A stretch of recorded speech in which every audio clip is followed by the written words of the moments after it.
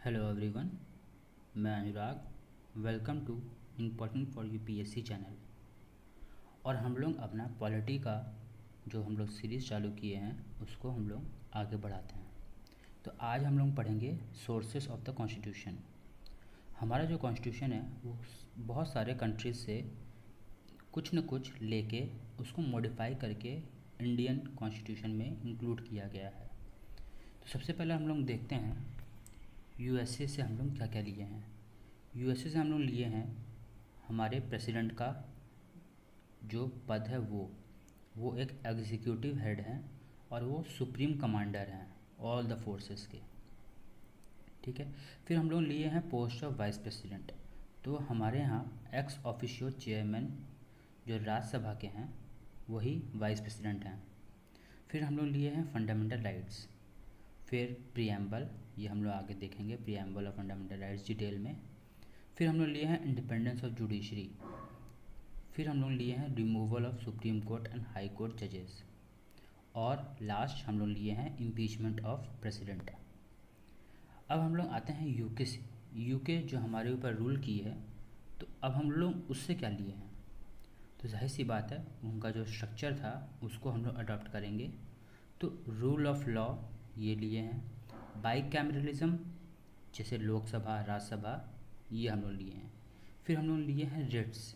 Ritz के जो provision है प्रोहिबिशन मैंडेमस क्योवारंटो ये सब हम लोग लिए हैं। फिर हम लोग लिए हैं कैबिनेट सिस्टम। हमारा जो गवर्नमेंट है उसमें कुछ इम्पॉर्टेंट मिनिस्ट्रीज़ हैं, तो उनका कुछ कैबिनेट बनता है और वो सब इम्पॉर्टेंट रोल प्ले करते हैं कैबिनेट में।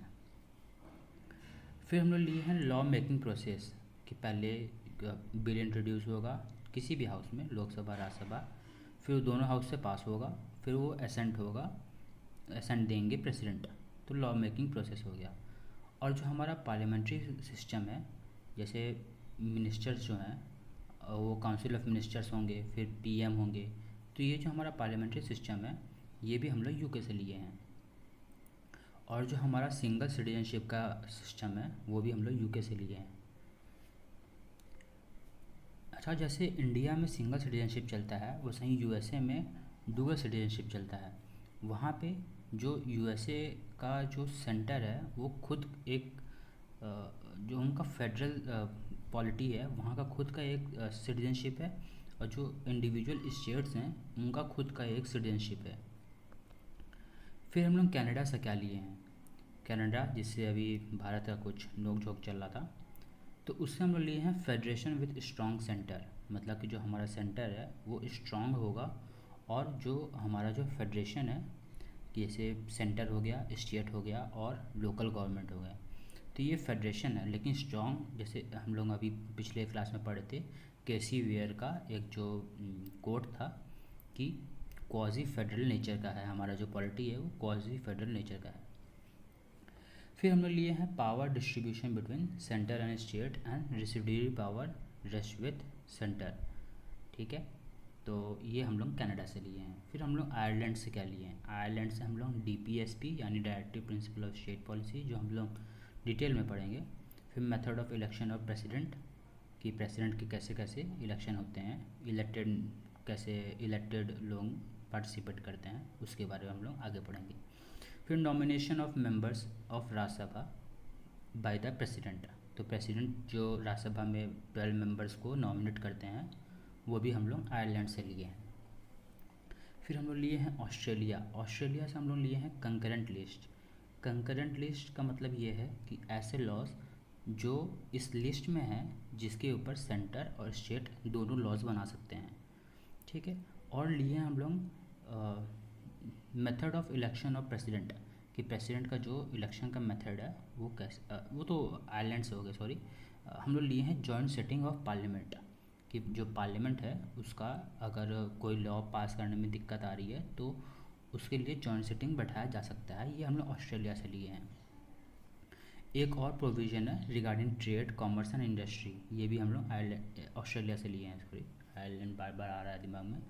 फिर आता है जर्मनी। जर्मनी से हम लोग लिए हैं इमरजेंसी के प्रोविज़न्स और suspension of fundamental right during emergency. ठीक है। फिर 7th आता है फ्रांस। फ्रांस से हम लोग लिए हैं रिपब्लिक नेचर, कि जो हमारे हेड होंगे वो इलेक्टेड होंगे, ना कि नॉमिनेट, ना कि हेरिडेटरी। फिर प्रियम्बल में जो आइडियल्स हैं जैसे लिबर्टी, इक्वालिटी, फ्रेटर्निटी, वो हम लोग फ्रांस से लिए हैं। फिर हम लोग आते हैं साउथ अफ्रीका के ऊपर। साउथ अफ्रीका से हम लोग लिए हैं इलेक्शन ऑफ राज्यसभा मेंबर, कि राज्यसभा के जो मेंबर हैं वो कैसे अपॉइंट होंगे, उसके ऊपर का इलेक्शन का मेथड लिया हम लोग। और अमेंडमेंट का प्रोसीजर लिए हैं, जो हमारा आर्टिकल 368 होता है वो बोलता है अमेंडमेंट के ऊपर, तो वो हम लोग साउथ अफ्रीका से लिए हैं। फिर हम लोग आते हैं जापान के ऊपर। जापान से हम लोग फंडामेंटल ड्यूटीज़ लिए हैं, ठीक है, और प्रोसीजर इस्टेब्लिश्ड बाय लॉ लिए हैं हम लोग।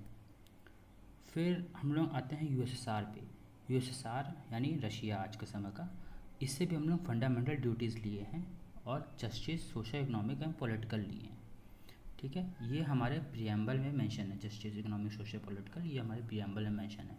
अच्छा, एक चीज़ और है कि अगर मान लीजिए आपको क्वेश्चन में देता है फंडामेंटल राइट्स हम लोग किससे लिए हैं, और उसमें ऑप्शन में जापान की जगह यूएसएसआर देता है, तो वो आप यूएसएसआर ही मानेंगे।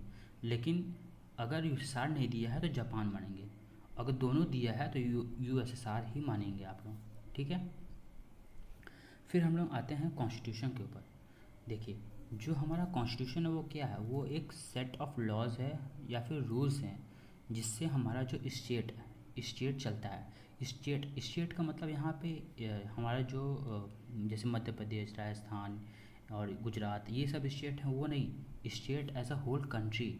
स्टेट का दो मतलब होता है। पहला मतलब कि एक आपका जो पूरा होल कंट्री है उसको कहते हैं। दूसरा होता है कि उस कंट्री में जो प्रोविंसेस हैं या फिर जो स्टेट्स बटे हुए हैं वो स्टेट्स कहलाते हैं।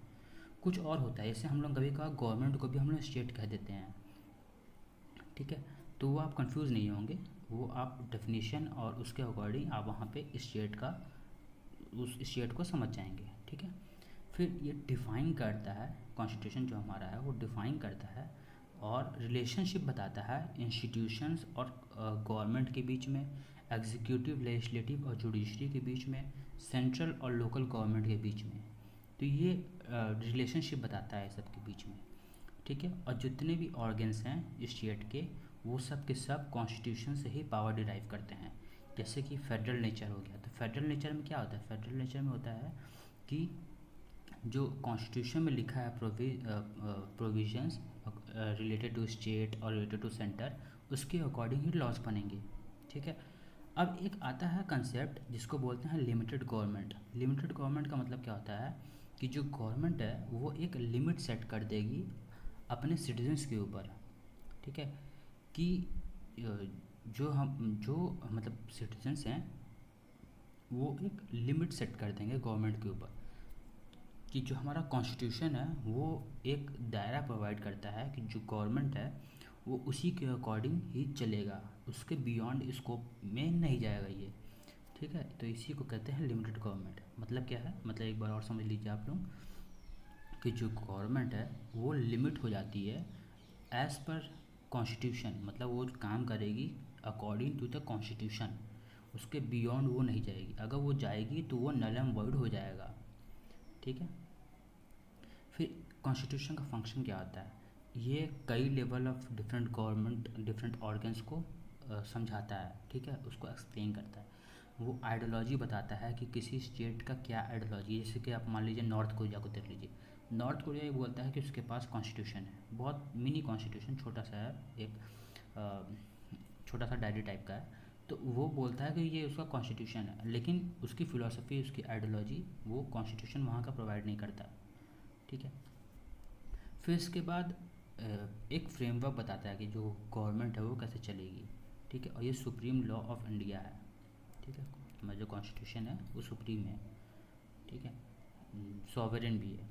फिर कॉन्सेप्ट ऑफ कॉन्स्टिट्यूशनलिज्म। कॉन्स्टिट्यूशनलिज्म का मतलब क्या होता है कि जो कॉन्स्टिट्यूशन है वो स्टेट की पावर को लिमिट करेगा, ठीक है, तो वही लिमिटेड गवर्नमेंट की बात कर रही है। और ये एक चेक एंड बैलेंस प्रोवाइड करेगा। चेक एंड बैलेंस किस चीज़ का, कि एग्जीक्यूटिव अपने अपने पावर को मिसयूज़ ना करे, लेजिस्लेटिव अपने पावर को मिसयूज़ ना करे, और जो जुडिशरी है वो अपने पावर को ओवर पावर ना करे, तो इसीलिए ये चेक एंड बैलेंस बनाए रखता है। ठीक है। फिर कॉन्स्टिट्यूशन का कुछ टूल्स हैं, जैसे कि unrestricted unchecked power, arbitrary use को रोकता है। ठीक है।